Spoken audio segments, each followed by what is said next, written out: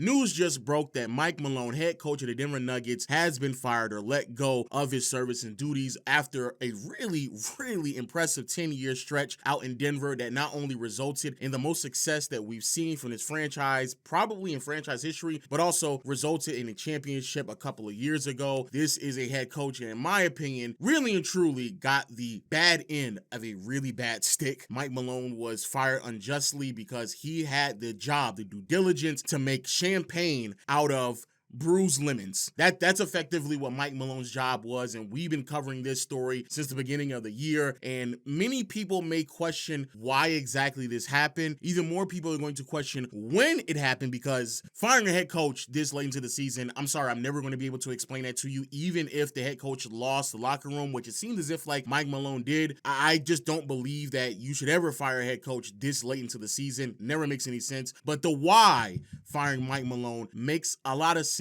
if you start to follow this team. And again, I say that it makes a lot of sense while also knowing that I do believe that Mike Malone was fired unjustifiably. Oh, wowzers!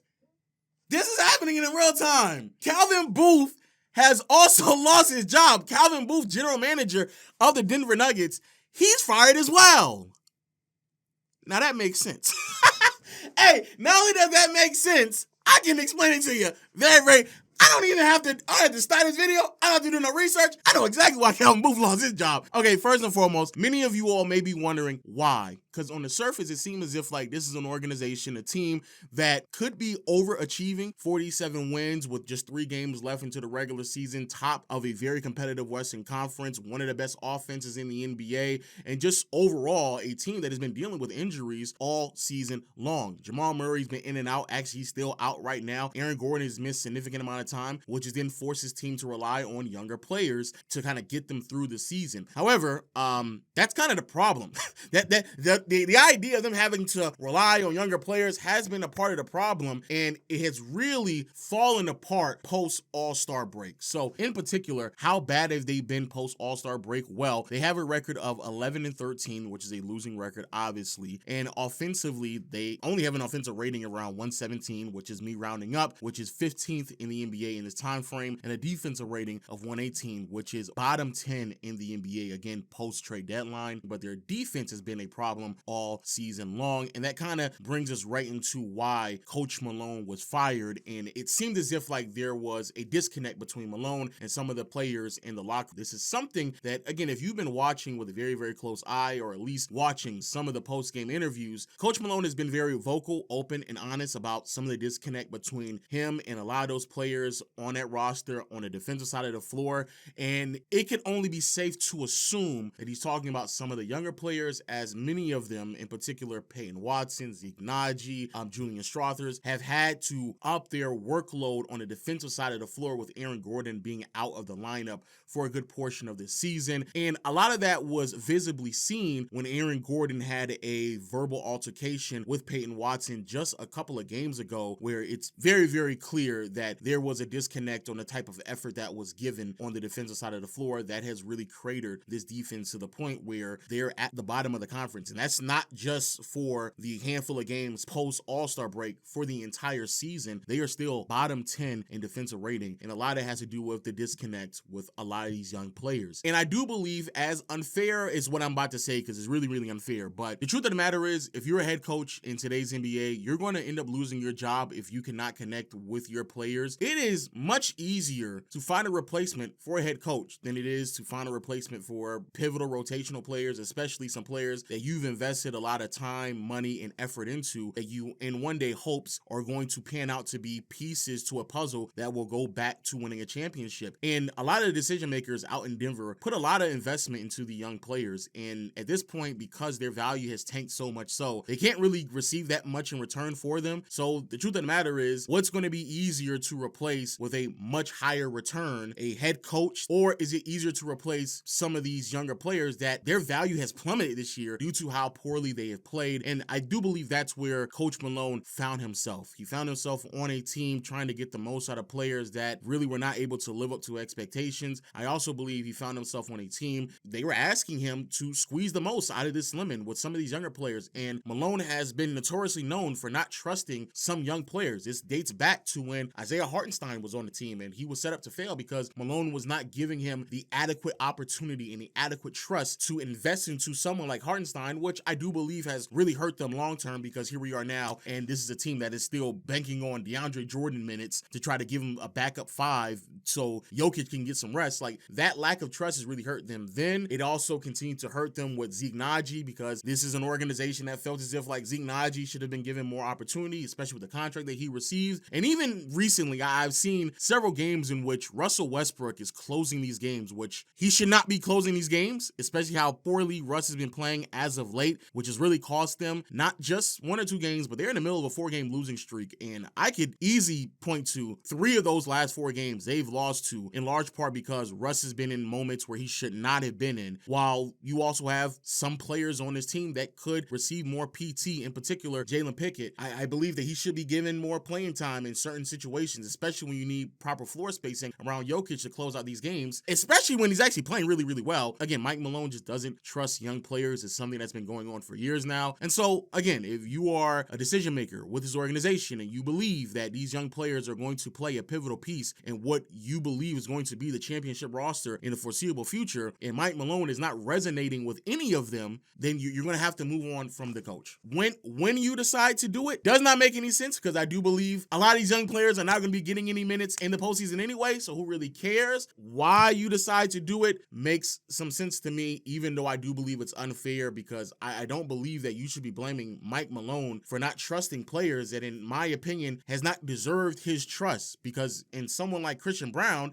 deserved the trust. He earned the trust with Mike Malone. That's why he's in the position he's in right now as a starter. It's the reason why in the final run, Christian Brown was getting a lot of PT. Mike Malone invested. He bought into Christian Brown. He's just not buying into a lot of these other players, and I think there is a lot of legitimate reasonings to why. If he's coming out and saying that some of these players are not watching film, then I think that's justifiable. I think that's all justifiable. But when it comes to Calvin Booth, I am not going to be that generous, because Calvin Booth is the man who put these young players in position that Mike Malone could not trust. He is the reason why. Now, to jog everyone's memory, because it was an ongoing conversation that we had on this channel before the season even began and in the early stages of the season as well. Effectively, the ongoing conversation about the Denver Nuggets this season was going to be the lack of supporting cast around Jokic, and if some of these younger players were going to develop into quality rotational pieces that this team can rely on by the time we got to the end of the season. That was the ongoing discussion. As much as Jamal Murray was playing bad, as much as Aaron Gordon wasn't going to be available, even the stretch of Russell Westbrook that he played really well in, to me, that was never going to be the conversation. The conversation and dialogue around this team was going to be, are these young players going to be able to pan out to be the players that Calvin Booth has effectively tried to sell everyone on? Because Calvin Booth is a general manager who decided to allow KCP to walk. He's the one who decided to allow Bruce Brown to walk, decided to allow Jeff Green to walk, and not replace any of them with any competent pieces. He's also the one who has not been able to find a replacement level backup big for Jokic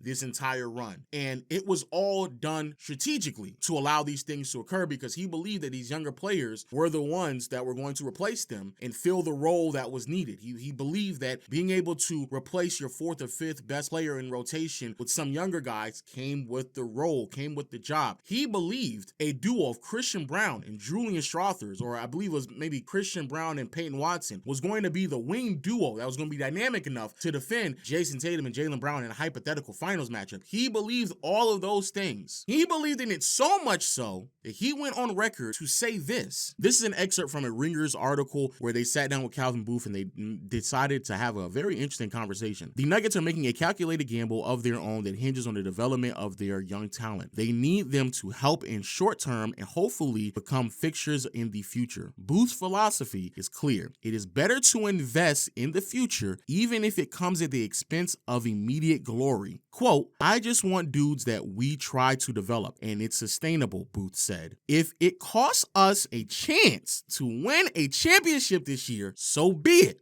It's worth the investment. It's more about winning 3 out of 6, 3 out of 7, 4 out of 8 than it is to go back to back.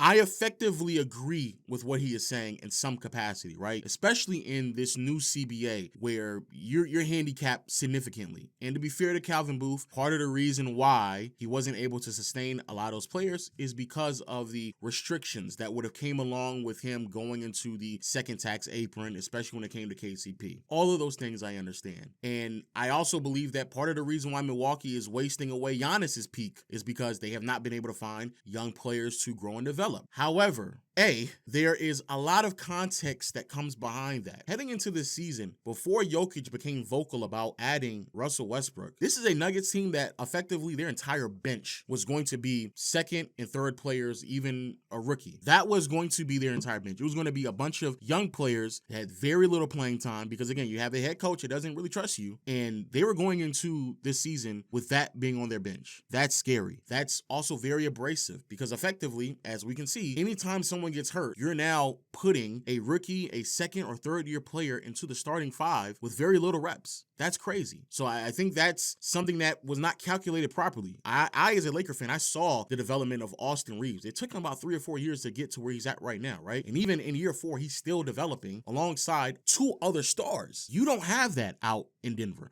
You don't have that there. Same thing with Trevor Ariza, Laker fan. I saw him. You referenced Trevor Ariza before. He developed alongside 2 other stars, and the Lakers still decided to trade him to go after a veteran in Metta World Peace. I said this months ago. The reason why the Lakers were not able to extend their run is because Andrew Bynum did not develop or mature the way that many people expected him to. That's the reason why they traded him for a veteran and Dwight Howard, right? These are all things that occurred. More importantly, and I can't believe I had to say this, and this is the reason why I don't care what anybody tells me. I am all for the player empowerment movement. As soon as a general manager comes out of his lips talking about how he's not going to maximize one of the greatest peaks we've ever seen in my life, you should lose your job that day. That day you should have lost your job.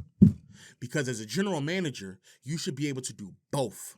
Now, how much you decide to commit into some young players, that's a very dangerous game. That's something that costs basically a year and a half of Curry's prime over the past 2 years because they were investing a lot in B-Pods and Kuminga. And eventually, they had to wake the hell up and realize, hey, we just need to get another star. And they got Jimmy Butler there. And it's not a coincidence that once the responsibilities start to get regulated accordingly, that B-Pods and Kuminga are now playing better. That's not a coincidence. They're not ready for it. You can't just shove it into their face. You can't. So the same thing with Peyton Watson, Julian Strouthers. You can't just shove it in their face. Zeke Naji, you can't do that, especially when they're not even top recruited prospects.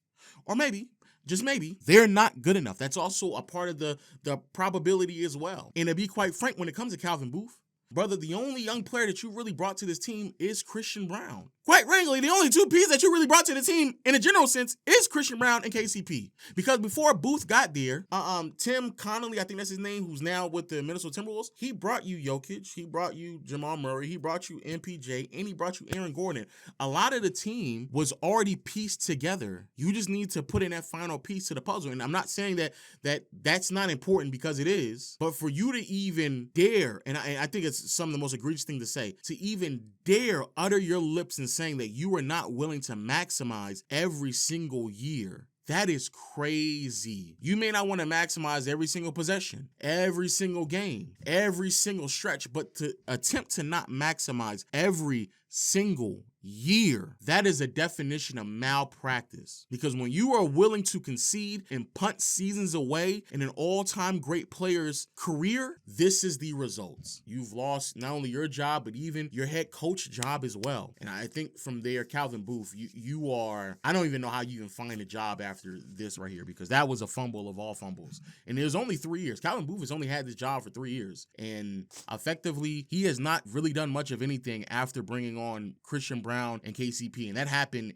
in the same offseason he was hired. Since the 2022 offseason, there's not really much that this general manager has done. So that makes sense to why he lost his job. We talked about it early on, and it has effectively caused Mike Malone to lose this locker room, and it has resulted into a wasted year of the Denver Nuggets season. Because for those who aren't watching, I don't care what the record says. I don't care what their offensive rating is. And as great as Jokic is, this NBA is too talented for us to conclude that, hey, Jokic can just take us through another deep postseason run on his own. He just can't do it. Those are my thoughts. Shout out to David Adelman. He is going to be replacing Mike Malone at the head coaching position, and still don't know what they're going to do with the general manager, but it seems as if they were going to move in this direction anyway. If you were also projecting on what's going to happen next, a lot of these young players, I wouldn't be surprised if they were moved during the offseason, and I certainly wouldn't be surprised if MPJ was moved during the offseason as well, because I think that's another piece of this puzzle that has been very questionable for the totality of Calvin Booth's time. I don't know why he's still on the roster. He, as well as Zeke Naji, have really held up what this team can do from an addition standpoint due to the lack of financial flexibility with the commitments that were made to those two players. Until next time, I'll see you all later.